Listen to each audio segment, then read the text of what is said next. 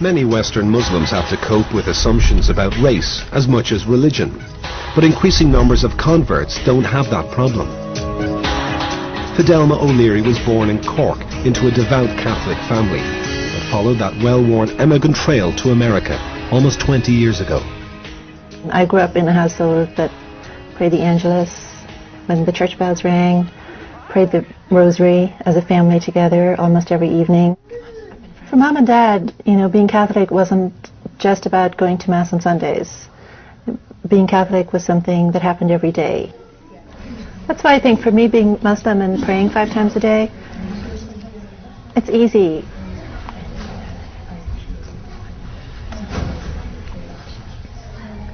It was a process of becoming disenchanted with the church. I just pulled away from being a traditional Irish Catholic.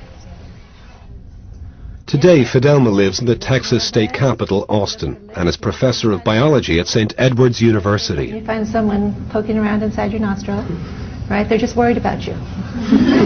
Okay? A college friend of mine gave me a copy of the Quran. I was pretty darn excited to know that there was actually a religion that was what I believed.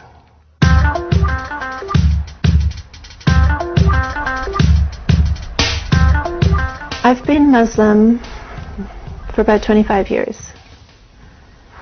And I can remember a time when I was the only convert I knew. Now, my circle of friends is half converts. Most Friday mornings, Fidelma hosts a prayer group at her home, and among the faithful are 2 other Irish converts, Eileen and Michelle. Hey, we're 3 lovely lassies from Erin, and I am the best of them all. The world is becoming quite secular, and I think that's okay for a while, but then people look for meaning and they look for significance. Jesus said, "I am indeed a servant of Allah. He has given me revelation and made me a prophet." It's a very simple message. At the end of the day, it's a very simple message. There's God. Worship God.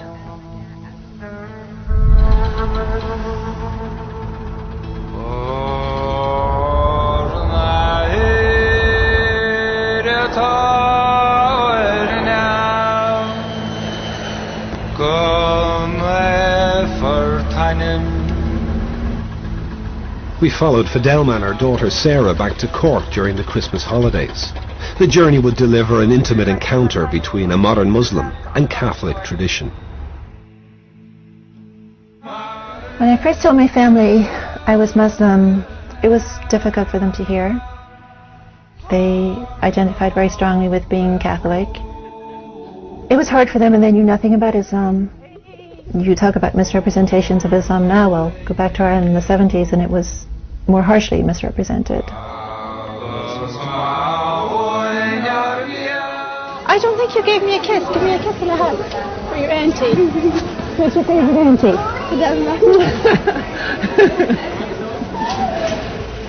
How's everything? Great. Yeah. Great.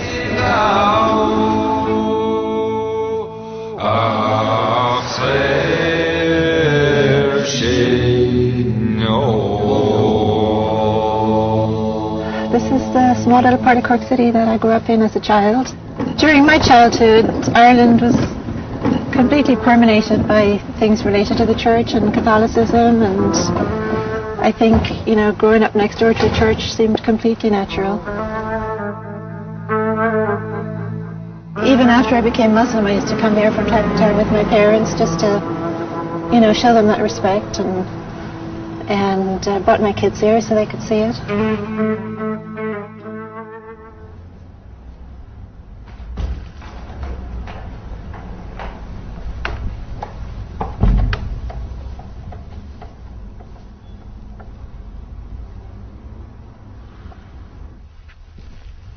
I'm kind of shocked at myself to remember that I used to go and kneel in front of these statues and pray to them. And the thought of kneeling at a statue of some virtuous person who passed away and praying to that person is ludicrous to me.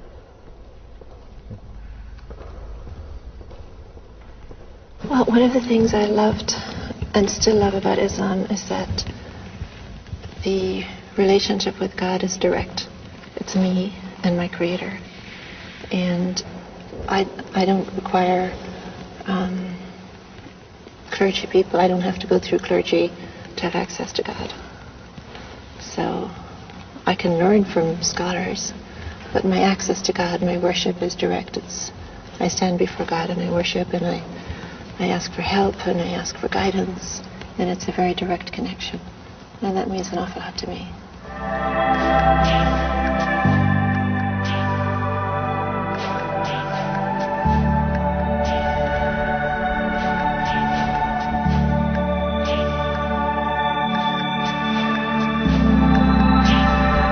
What we have in the Quran is we have hints at the magnificence of God.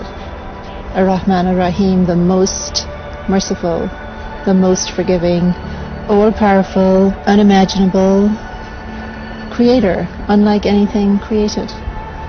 So I think it's a human tendency to always try to imagine that God is like something created that we can see or hear or taste or touch.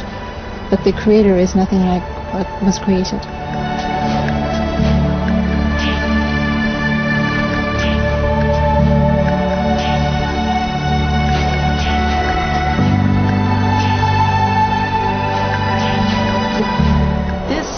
God's creation. Yeah. And this makes me want to submit myself to God.